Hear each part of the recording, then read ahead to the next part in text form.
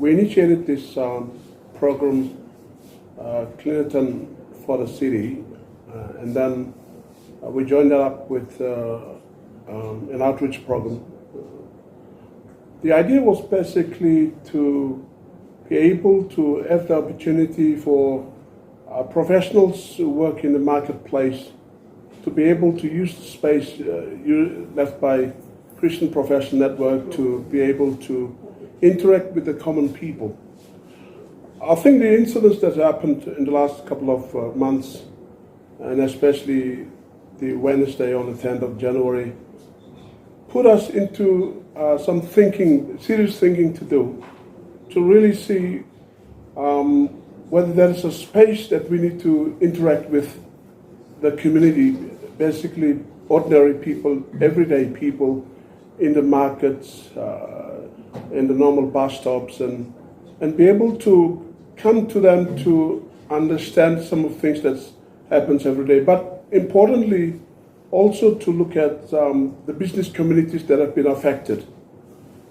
As professionals, we feel an obligation to bring out some positive messages to our people, the everyday people. And not just messages, but by actions as well.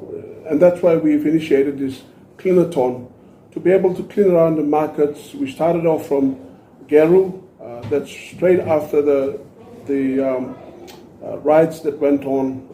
We mobilized into the suburb of Geru with the youths from ECPN Church in Geru. And I think that was something that really birthed a new thinking in our everyday life as professionals. That opened us a lot of things with people, everyday people, to interact with them. Some of them came and hugged us and said, that's a good thing you're doing. And then from that we felt that there was an opportunity for us to host some outreaches. Now the outreaches are basically opportunities for us to spiritually pray with the people, because there's an atmosphere of tense in terms of fear, anxiety. People just don't know what's going to happen next. And there's a lot of feeling among themselves as to, and I think it's caused because there's a lot of disconnection between people that are so quiet in the world and the people that are, finding means and ways to live every day. And we thought that it was an opportunity for us to interact through those outreaches. And therefore we started this outreach program about 2 weeks ago at Waigani, when we started cleaning up the Waigani area.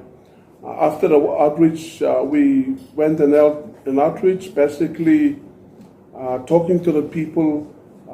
Members of the professional network actually made positive comments about this country, the hopes of this country, the things that we can do with a positive mindset. And I think there's a lot of messages went out there. And the good thing that I watched is that there was a lot of positive reaction from our communities. People came back and said, wow, this is really refreshing. This is something that we didn't even think that was going to happen. There was good people out there that would come down to our level and bring some positive message about God as being the source of this nation, or the controller of this nation. He's got everything under control. Yes, there's a lot of things happening out there, but God's not forgotten PNG.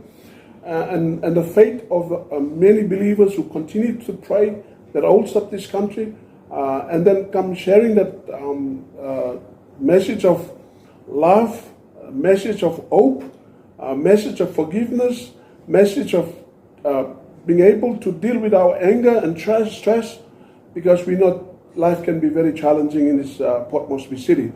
So these are some of the messages that we shared with the communities, and we're very excited to see a lot of positive responses. We believe that all is not lost. We should have faith in ourselves and faith in the God that we serve. And those are some of the messages that we've actually been sharing. And fortunately, a lot of people took it out positively.